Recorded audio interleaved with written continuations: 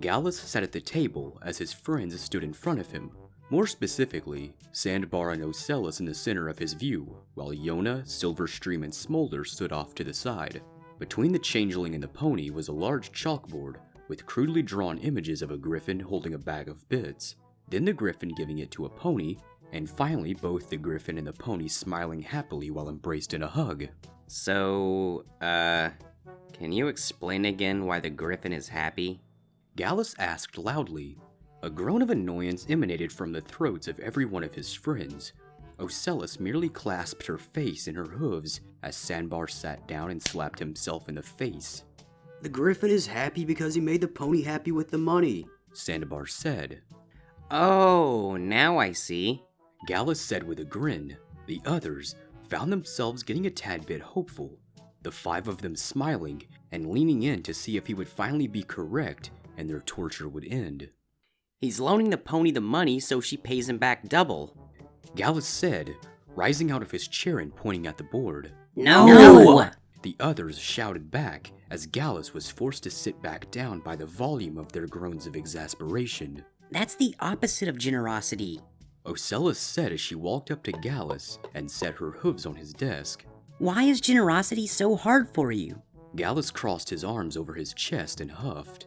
Not as hard as honesty was for you, he muttered quietly. What was that? Ocellus asked with a deep frown. Nothing, Gallus replied nervously, spreading his arms in the air, the universal sign of surrender. Silverstream walked up to the two and put a claw on each of their shoulders. Guys, I think I came up with the perfect idea. She squeaked. Gallus felt himself tense up. This wasn't going to be fun. Gallus's desk had been moved off to the side of the room, leaving the center of the room empty and barren, aside from the griffin himself and Yona. The others had retreated off to the side, while Silverstream directed the exercise. Gallus clutched a bag of bits the others had given him to his chest nervously. He didn't like this. Although the bag provided him much comfort, a bag of coins to a griffin is like a teddy bear to a pony. So very comforting. Okay, Gallus, you can see in this scenario that Yona is short on bits and needs a bag of them in order to get something. Silverstream said as she turned over to Yona, who was just standing there staring at her. Silverstream cleared her throat. Ahem. Oh, right. Yona said. Yak sad.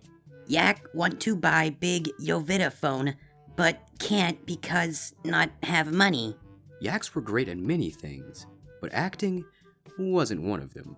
Maybe we should have had Ocellus play a friend in need. Smolder grumbled from the side. You have a bag of money, Gallus. Silverstream said, ignoring what Smolder had said. So, what do you do with it? Gallus was quiet for a couple of minutes as he held onto the bag, his eyes darting from it to Yona several times. I keep it? Silverstream landed in front of him, clearly not turned off by the response. No, you give it to her. She reached for the bag in Gallus's clutches, but was shocked when the griffin suddenly jumped away from her and crouched down, the bag firmly in his grasp. The griffin's voice dropped several octaves as he hissed darkly. No, you gave this to me. It's mine now. Silverstream quickly backed off. Okay, she said as she got up in the air. Wait. Smolder said as she suddenly rushed into the center of the room and looked at Gallus. Gallus rose up from his defensive position and stared at her. Yeah?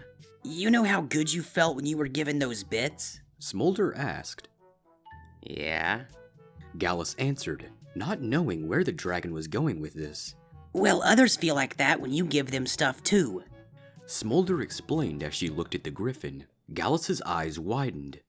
Oh, he shouted as it suddenly clicked in his head. So if I give things to people, they'll feel good, and when they feel good, I'll feel good too. Gallus said with a smile crossing his beak. The griffin sat back on his haunches and brought his claws to his face. It all makes sense now. Smolder and the others found themselves uncontrollably grinning as Gallus figured things out, even if it was a bit of a cop-out, and closed in on him. Gallus smiled as he suddenly reached his hand out and gave the bag to Smolder. Here, Gallus said with a smile as he tapped into his generosity. Smolder merely looked down at the bag for a minute as the others dragged Gallus into a hug. Nothing happened for a couple of minutes as they all suddenly turned their heads to Smolder. Smolder said nothing until her eyes flashed and a long forked tongue emerged from her mouth. Mine. She hissed.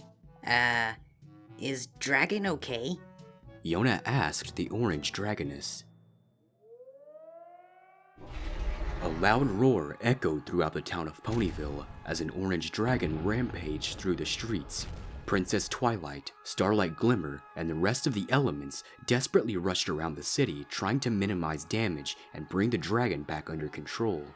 5 of the 6 students stood in the ruins of their study room and stared through a hole in the ceiling at the horrible destruction as it unfolded, buildings being thrown about like toys, and the occasional cart of baked goods being casually thrown over the horizon. Gallus turned to the other 4, nothing but contempt on his face, a deep frown etched in his features. I don't think generosity is all it's cracked up to be.